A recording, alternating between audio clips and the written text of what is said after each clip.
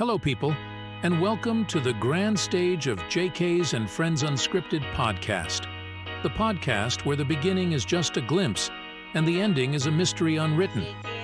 Here, we steer into the heart of discovery, navigating through a sea of insights, the thrill of surprises, and the authenticity of real-life sagas shared by our distinguished guests.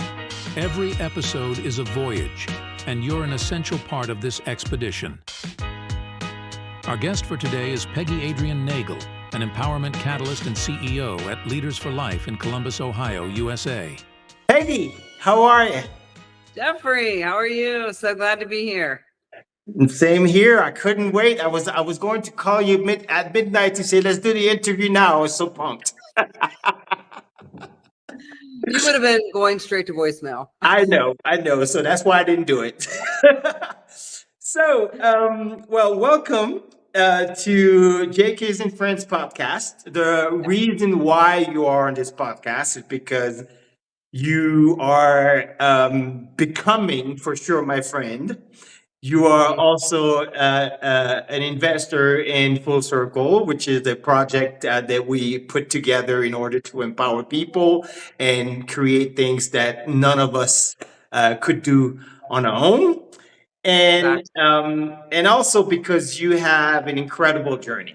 I've spoken to you, I think, a good 5 times now, and I want the world to hear what you tell me when we are on one-on-one calls.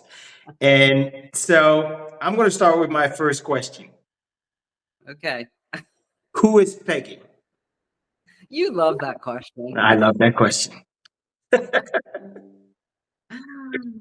Wow. So who is Peggy? Well, many moons ago, I'll just say, whatever. You know, I grew up in Ohio. I came from a really small town. I think my graduating class was 120.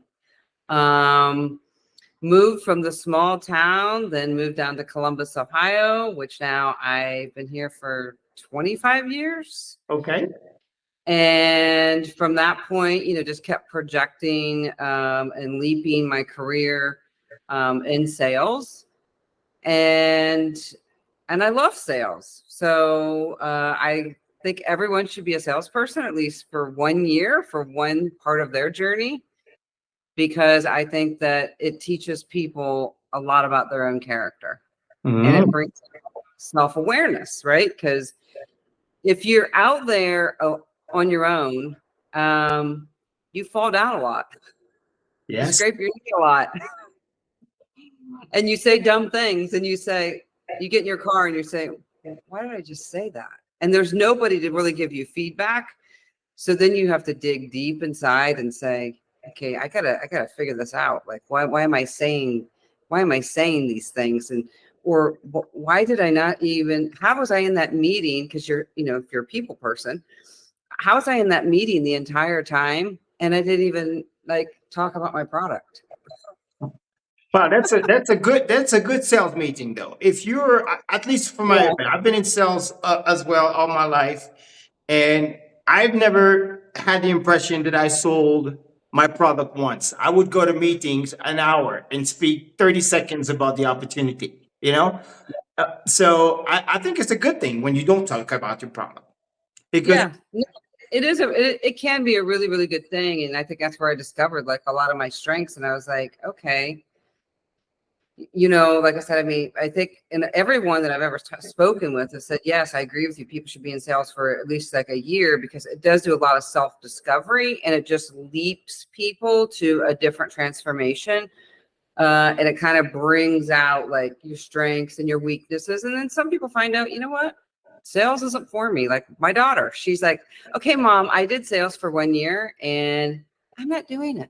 I don't like that. And I'm like, okay, but the funny thing is then she was at a software company, and magically she put together all their sales material because she understood it. And I told her, I said, that was the life lesson.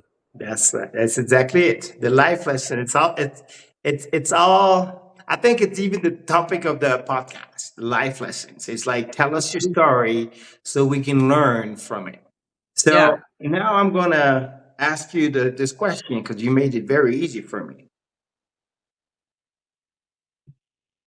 Your career is sales, but what is the true life lessons now that you're 27? Because you moved in Ohio 25 years ago, so now you must be 27.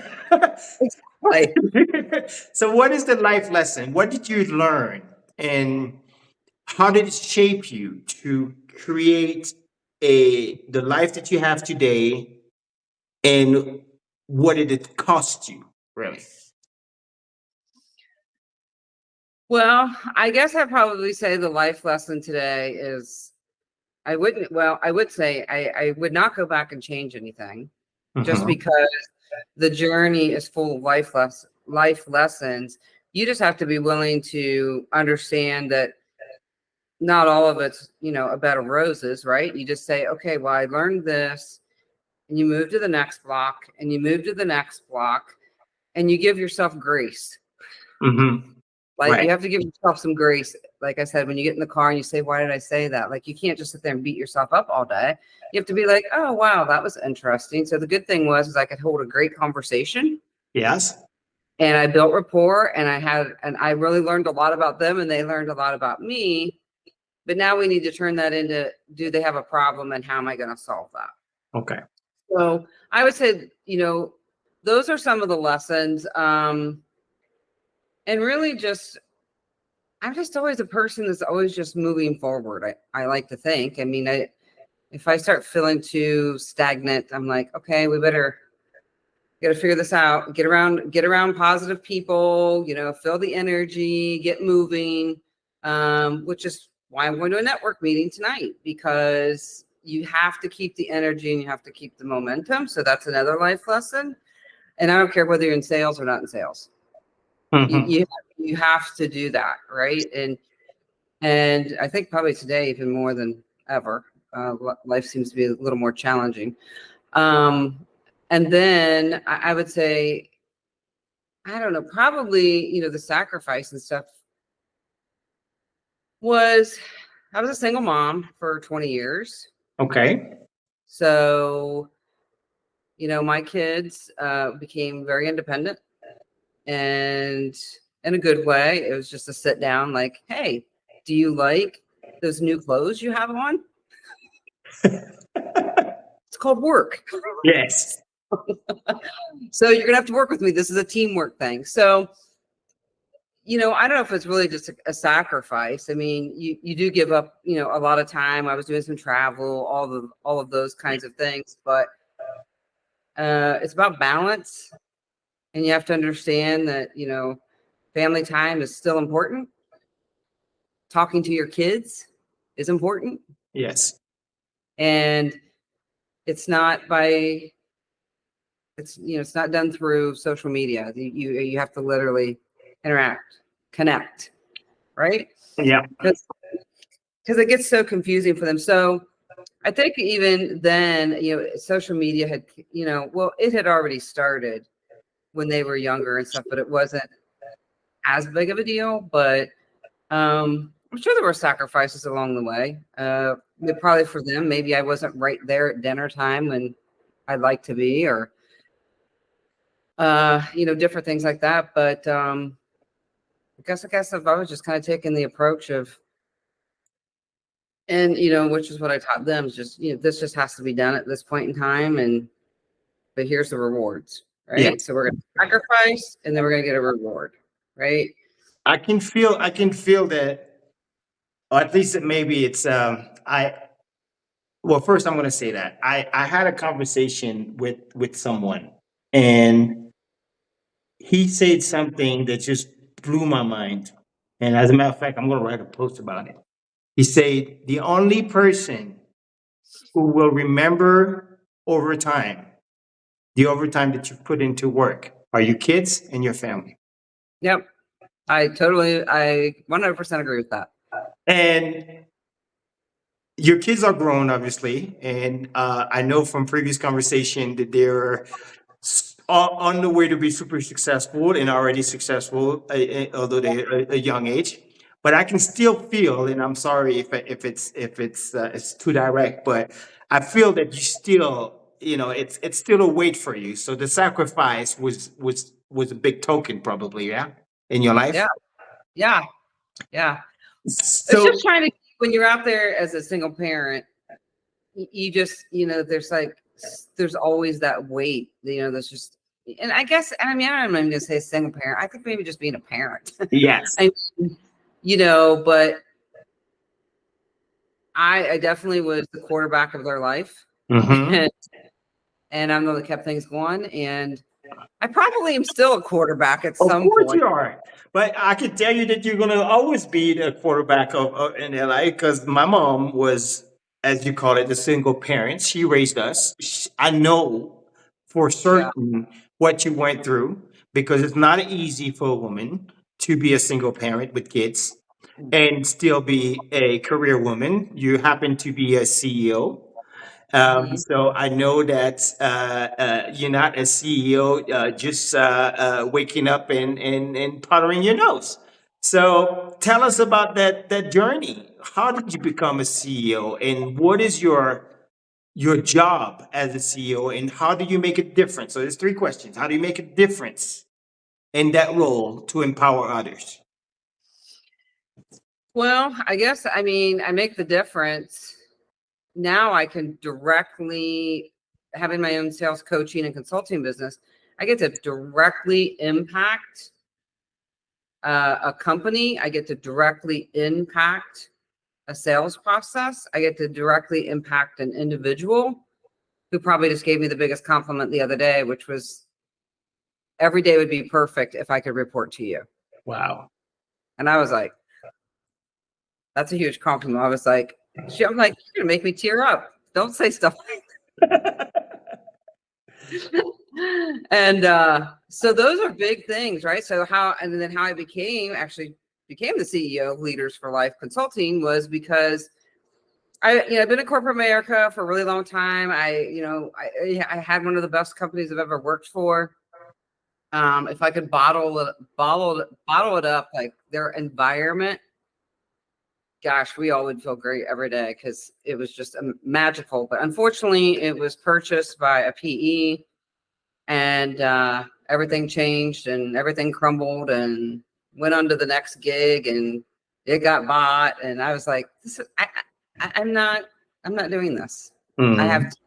I have too much to offer. I have too much experience, and I can project companies to areas that they didn't think was possible.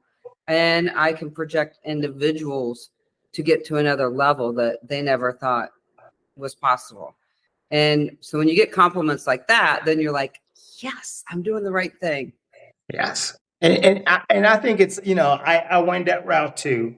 As you know, I'm fully retired now from the corporate world. I'm on nobody's payroll, and one thing that I don't change is I continue empowering others. I continue making money for others. But at least for the right people. And I'm not gonna, like in French, they say, don't spit in your soup. I'm not going to spit in my soup. The corporate world made or gave me the tools to be able to be independent today. Yeah. But I don't believe that what we give to the corporate world we ever give back. If you don't Correct. inspire people, if you don't leave a mark, and I guess that person, that told you, I wish you would manage me, every day, meaning that they're learning from you, and then you are enforcing something different than spreadsheets and KPI. You saying we have this mission to do, and we need to do this in order to get there, but it's not going to be at your cost. So Correct. I love that. I But love. it also goes back to every, I mean, the biggest thing that corporate America does lack is humanity, right? Yes. And you're lucky enough if you can ever report to someone who's been a good enough leader that does have that, right? Like Yes. they want to inspire you, they want you to be better. If you've had that, you're lucky. I mean, I can tell you in my 20 years, I know for one person I reported to of that, maybe I might put the other one in a category. That's two people out of my whole career I believe that it. impacted me like emotionally. That's sad. it is super sad, and I've experienced this, throughout my career. I've inspired a lot of people, and the majority of them, I'm in touch with, and they're very, we have a good relationship. They've turned out to have beautiful careers. Mhm. But on the flip side, you, as a leader, you give so much out of your person. And I don't like to use the word leader. We're co-workers. It don't matter if I am the VP or this or that, or you the clerk. We co-workers. We have a common mission, right? But then I've also learned that some people, uh, the corporate world and the corporate greed, and creates people, and they do things, like they try to overstep you. They're disloyal. They liars. They just wave in front of you while you're there. Once you're gone, they do. So this is also the disappointed part. And I think because not everyone is going into, oh, we're simply co-workers and we have one mission. People try to climb the ladder of the corporate world that makes the whole world, because corporate world is not toxic. People are. You Yeah. know, Yeah. people Yeah. are. So if you're going to have a company of, let's say, 100 people, and you have 5 person who are toxic, right? It kills the whole mood of the company. And this is probably what you specialize in. You probably go to company to change that dynamic, right? Yeah. Like one company was having me, they were like, because what we're feeling is we're not sure if some of these people like sales or even want to be in sales or what. Yeah. And I just said, well, I'm happy to assess that for you. But at the same time, I mean, obviously, I would not be the person to have someone's head on the chopping block. It just might not be their forte. It doesn't mean they don't have any talent. Yeah. Absolutely. But yeah, so I was telling them, I said, well, let's just do this, guys. We're going to work on mindset. We're literally, because I told them, I said, my programs, we're working on mindset at least for the first 4 to 6 weeks. And it might seem slow and draggy, but I will guarantee you, you will see the needle move, which is funny because we just finished, was it yesterday? Yeah, yesterday.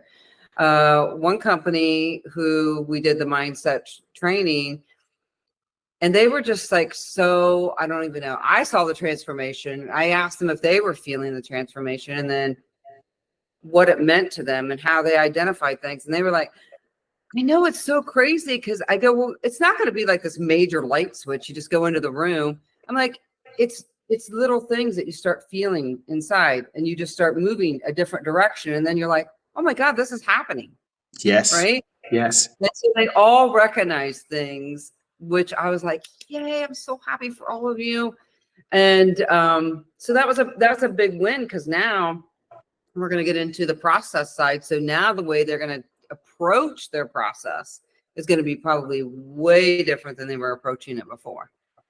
So that is going to be it's going to be fun. How do you ensure that your training remains after you leave? Because like if it's an ongoing process, then your job is never done.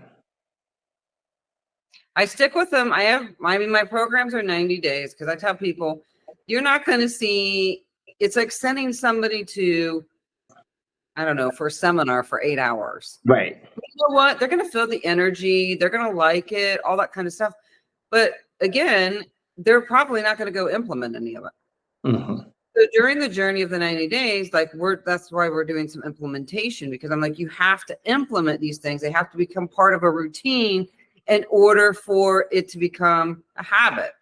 Right. So, that's, I just tell people they start at 90 days. And if it's working and it's gelling, then we can talk about the next phase. Or there's just, so, I mean, I have one company that puts me on a retainer. Mm-hmm. Mm-hmm. So they just reach out. Their people can, they got a block of time. They can reach out, or like maybe they need me to hop on a discovery call with them because they're like, maybe they're having conversion problems. There's Right. just a million different ways, but I don't really kind of go in. I put a time frame, and I have an idea of where I'm taking people, but I'm also meeting them where they are, Yeah. right? Like Because they're there's the saying, day to day that is in between, and you're going to have to dodge it. Yeah, I get that. yeah, yeah, So on that, how do you, because like it seems that you interact with a lot of people, with a lot of different energy, with a lot of things. So yeah, now there's Peggy who works all day being a gladiator, and now Peggy comes home. And how do you let all this emotion, all this energy, and you can then fully focus, to your family, your husband, and whatnot? So, tell me, how did you switch from work and private? yeah. I mean, I'm always been a multitasker, so I actually thrive on not burning myself out, but I do thrive on doing multiple different tasks. So I do have a couple other companies too that we're just, things are always moving. It's just kind of exciting. But then there's times where we're kind of like a work hard, play hard. And honestly, that's something that you have to get really good at, right? You have to get good at how am I going to maximize my time? And then how am I going to go have a lot of fun and maximize that time, right? So, I mean, mine might be walking. I'll give you an example. This past weekend, my daughter says she's renovating a house, by the way. So we do that too. Uh-huh. And she's like, okay, Mom, can you come and help me paint this weekend? So I went and helped her paint. But I mean, it was her and I just, you know what I mean, painting together. So, you get little conversations in there. And Yes.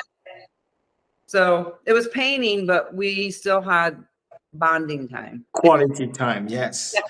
That is beautiful, because I think that all of these little moments, are so important, um, to dedicate. Like for me, I'm a family person. I love spending time with my family. I have a brother who is mentally challenged that I look after. I have Mhm. 8 years old. I have a wife. She's an executive as well in the pharma in the industry. So she's very busy. But our bonding time is always, like there's nothing that comes. There's nothing more important. And I think this is the secret of it all. If you want to have a balanced life, you need to say, okay, the uh, I'm the car and the Yeah. fuel is my job. It's Yeah. not the other way around. You see? And Well, there's another great saying that says, you know, if you don't make your own life, then life will make you. yes, And that's what happens. A lot of people just like let's life make them, or let's life happen to them. It's like, don't let it happen. Like, let's think about this, right? Like, so there's a million different ways, to do it. And like with your family, I mean, well, now I'm married, so there's 6 kids, six wow, children. And we do everything we can to, most of our weekends are probably spent with one of them doing something, trying to propel everybody, either forward or just, yeah, a lot of different interesting things. But it's little projects sometimes like that. You can get a lot of good quality time. I bet. So that leads to my next question. If you were to talk to Peggy 25 years ago, or even 23 years ago, what advice would you give her about time, work, and balance? My past self, Yes. like future self. Remember the We get to the future self. probably that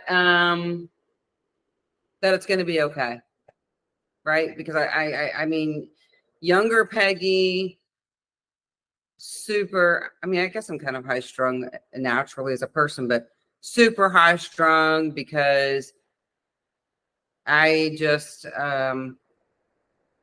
I guess I kind of, obviously worried about my kids, make sure that, my kids have the life that I want them to have. But learning probably that everything's going to be okay, but it's going to be okay. Your mindset, like I think my mindset was strong, but my mindset needed to have more self-care. Right. So, and I think I got better at that, as I was getting older, because I did learn in sales, like, wow, you better listen to some positive affirmations here every day. Because I want to tell you no. Yeah, I believe in positive affirmation, and believe it or not, my whole life. And I think I told you that story, with me challenging God to find a money that day, and I did, and it happened at two occasions.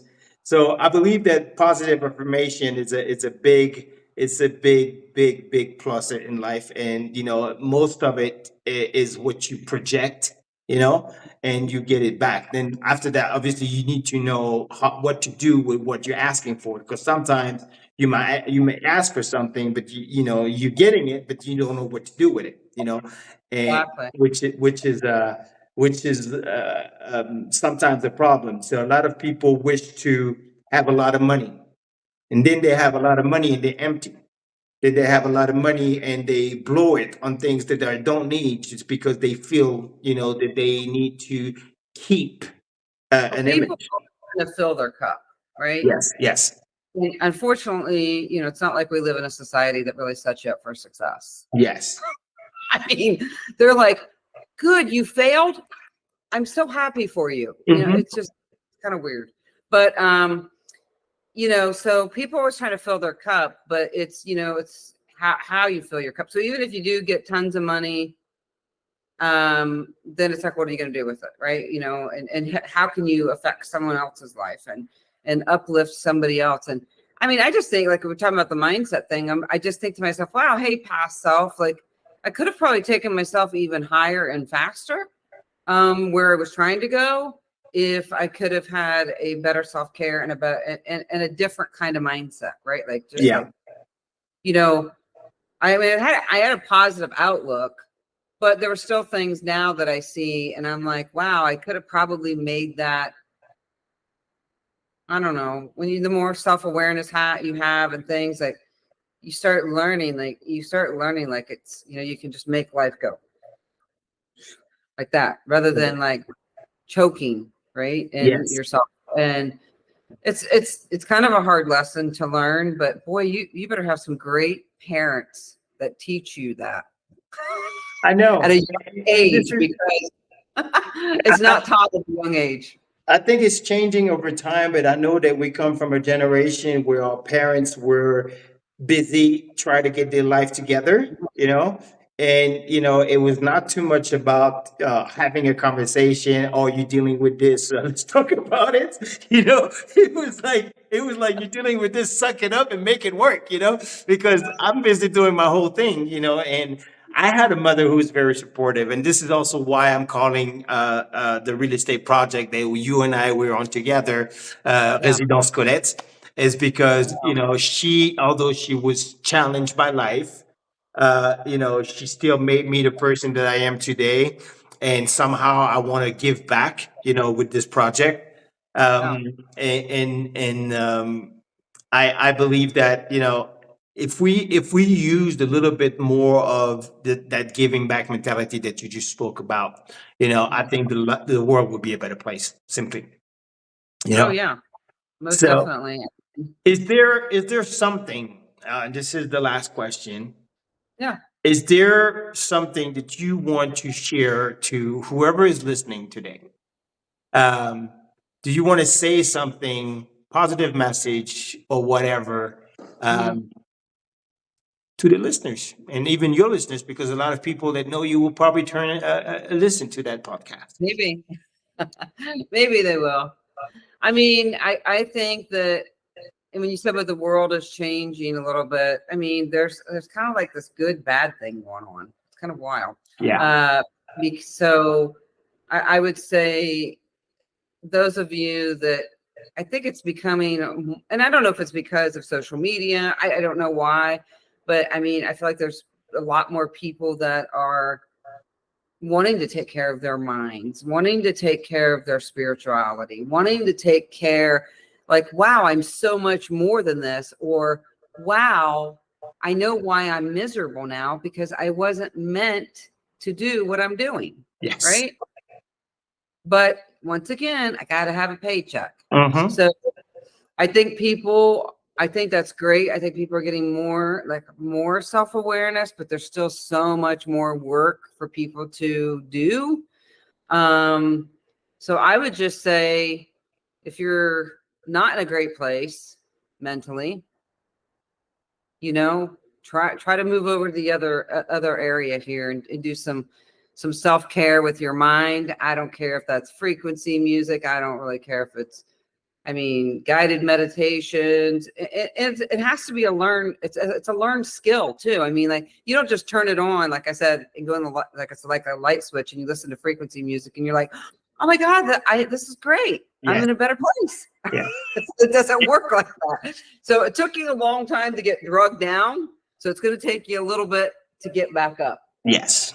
And that's exactly the way I feel. I feel that, especially COVID showed us that, like you say, everything is going to be all right, because when the world was shutting down, we didn't know what was happening, right? We didn't know how long it was going to happen, but it gave us also the time to slow down. It gave us the time to say, oh, I can deal with being fine. I can deal with being with my family, and everything is secondary. So I thank you for that, Peggy, because I think it's a great way to finish that podcast. I think you've shared a lot of your journey, and I'm pretty certain that we would inspire someone.